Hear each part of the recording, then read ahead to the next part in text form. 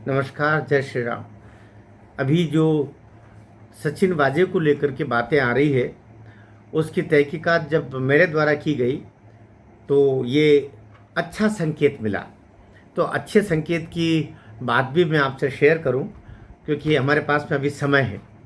यद्यपि समय बहुत ज़्यादा नहीं है, मेरी जानकारी के हिसाब से वो 15 से 20 सितंबर के बीच में कोई तारीख मिलेगी और शायद कुछ विशेष दिवस निकाला जाएगा जिसमें इसके हियरिंग होंगे। इस बीच में सचिन वाजे की तरफ से ये जानकारी मिली कि वो सरकारी गवाह बनने को तैयार हो रहा है। सचिन वाजे, आप समझ जाइए, वो पुलिस अधिकारी जिसकी विशेष नियुक्ति की गई थी दिशा सालियान के घर के आसपास। और वो दिशा जब रोहन राय के घर पहुंची, उससे पहले सचिन वाजे की नियुक्तियां हुई और ये उद्धव की सरकार थी। आदित्य के इशारे में सब कुछ हुआ और इसके बाद में षड्यंत्र के, अपराध के सूत्र बुने गए और उनके तहत फिर आगे चला गया। जो जानकारियाँ दी जा रही है उसके तहत ये कि वो लिखित में कुछ बयान सचिन वाजे ने किन्हीं लोगों को दिए हैं। सचिन को ये डर है कि उसकी हत्या हो सकती है, तो उसने इसी की तत्परता में दिया कि यदि मेरी हत्या होती है तो क्योंकि उसको पता है कि ये जो हत्यारी गैंग है वो किस तरीके से लोगों को मार दिया करती है।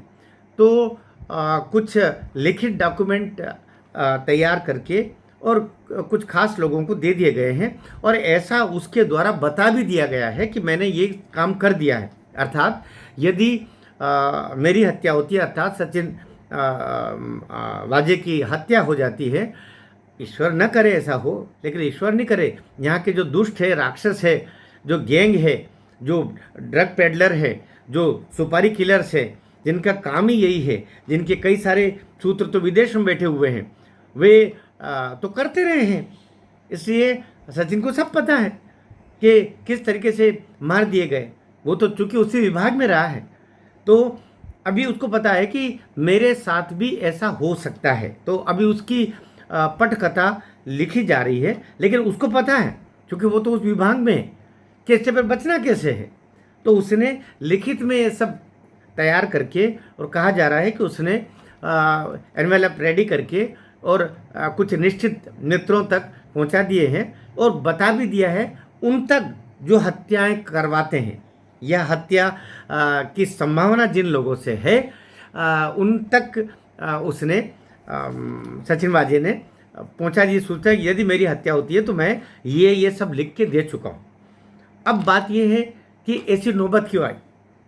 नौबत ये आती है कि सबके अंदर एक दिल रहता है, आत्मा रहती है, सबके भीतर वो तत्व होता है कि एक सीमा तक तो व्यक्ति बर्दाश्त करता रहता है, लेकिन कहा जाता नहीं कि मरने से पहले जो व्यक्ति बोलता है वो सच ही बोलता है। दुनिया में ऐसा है, पूरी दुनिया में ये सत्य माना गया है, ये कथन बिल्कुल सत्य है और सब मानते हैं पूरी दुनिया में कि बड़ा से बड़ा क्रूरतम अपराधी भी वो अगर मरते समय जो बोलता वो सत्य ही बोलेगा।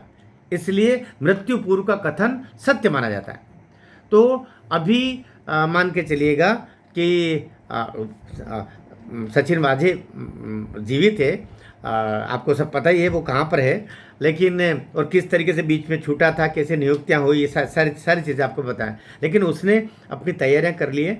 अब वो सरकारी गवाह बनने की ओर अग्रसर है, क्योंकि उसके समझ में आ गया कि वो बचेगा नहीं।